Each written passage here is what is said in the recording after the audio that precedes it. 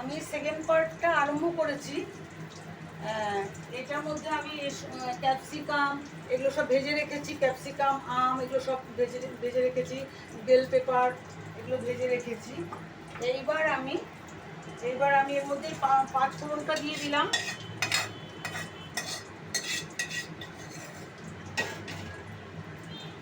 তেল আমি যা দিয়েছিলাম আগে তার থেকে আমি এই যে অনেকটা তেল উঠিয়ে রেখেছি, যদি লাগতে পারে, যদি লাগে আমি পরে আবার দেবো।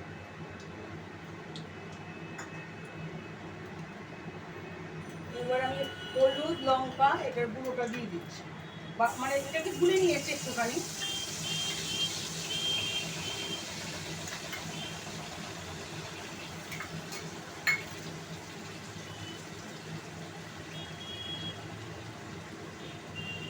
এবার দিচ্ছি আদাটা,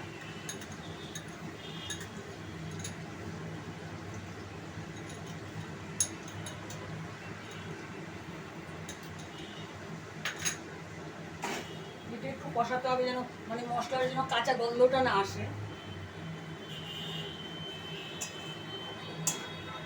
এবার এর মধ্যে আমি এই লঙ্কাগুলো দিয়ে দিচ্ছি। শুকনো লঙ্কাটা আমি ইচ্ছে করে ভাজলাম না, ভাজলে না কালচে কালচে রং হয়ে যায়, তো সেই জন্য আমি ভাজলাম না, এটা এমনি দিলাম, লাল দেখতে ভালো লাগবে।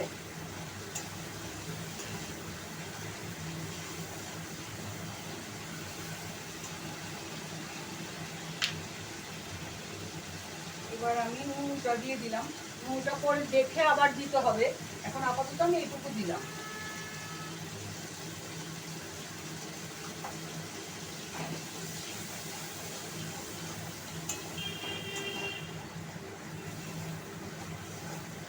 তেল এমনিতেও মানে যতটা আচার থাকবে তেলটা যেন এমনভাবে দিতে হবে যেন আচারটার ওপরে একটু থাকে, তা নাহলে ওপর একটা ফাঙ্গাস মতো কীরকম পড়ে যায়। আর তাছাড়া রেগুলার এটা রোদ্দুরে দিতে হবে, যেহেতু আম ভাজা হলেও আমের ভেতরে একটা কাঁচা কাঁচা ভাব থাকে, এটাকে রেগুলার রোদ্দুরে দিতে হবে।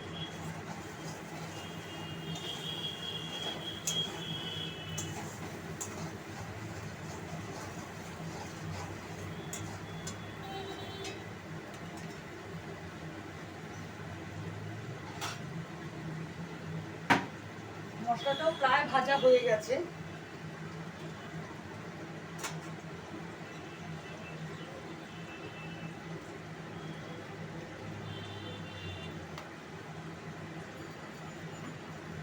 লঙ্কাগুলো আস্ত দিলে না অনেক সময় হয় কি ফেটে ওঠে, সেই জন্য আমি একটুখানি মানে ফুটো করে দিলাম, দিয়ে আমি লঙ্কাগুলো দিয়ে দিই। এটা হয়ে গেছে। এবার এর মধ্যে আমি এই ভাজা আমগুলো দিয়ে দিলাম।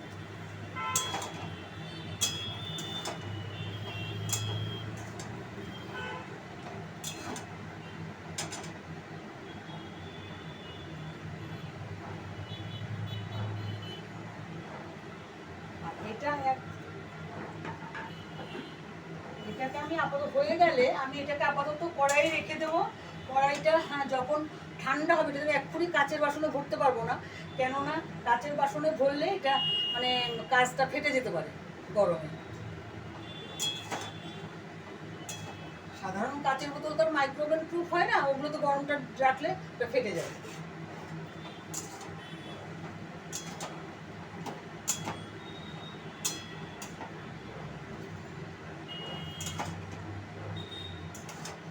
এবার এটা আস্তে আস্তে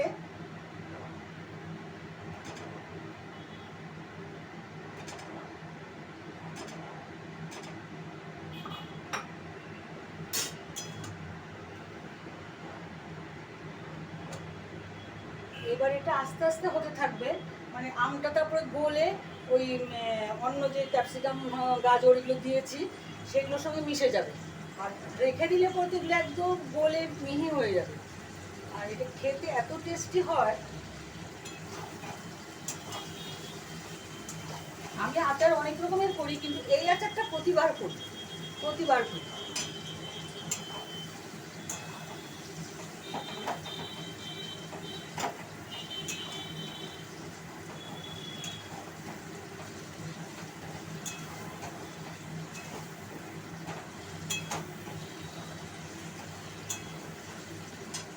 হতে থাকুক।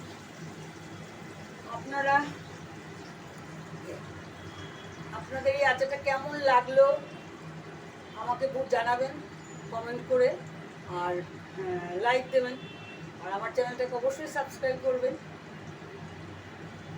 আপনারা সঙ্গে থাকলে আমি তো একটু ইন্সপিরেশন পাই, সেটাই।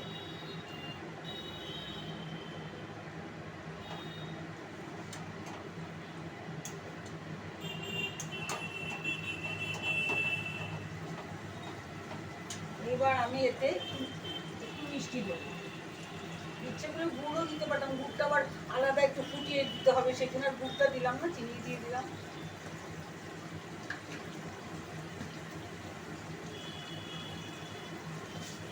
পরে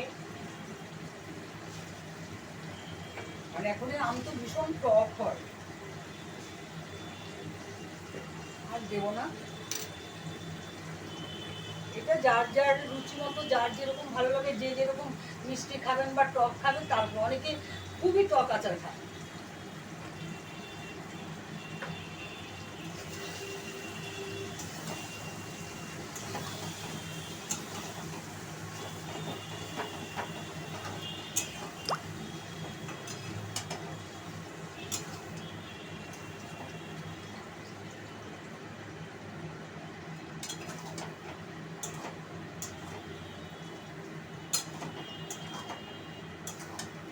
আমাকে এটাতে আর তেল দিতে হবে না, কারণ তেল যথেষ্ট আছে, তেল আর দিতে হবে না।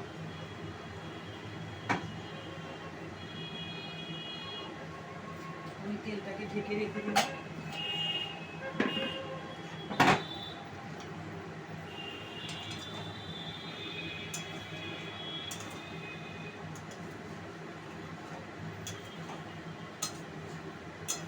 এমনি আচারটা হয়ে গেছে অ্যাকচুয়ালি।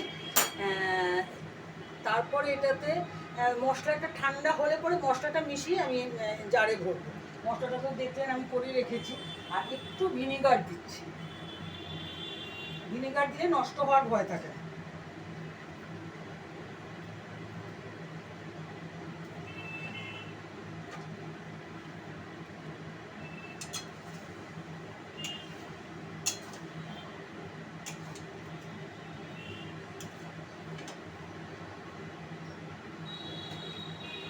এই যে দেখুন আচারটা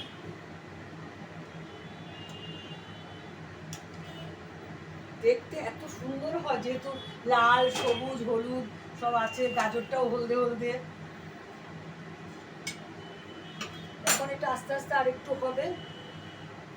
আপনাদের কেমন লাগলো কিন্তু অবশ্যই জানাবেন, আর নিজেরা ঘরে করে খেয়ে দেখবেন কেমন হয়, ভীষণ ভালো লাগে, ভীষণ ভালো।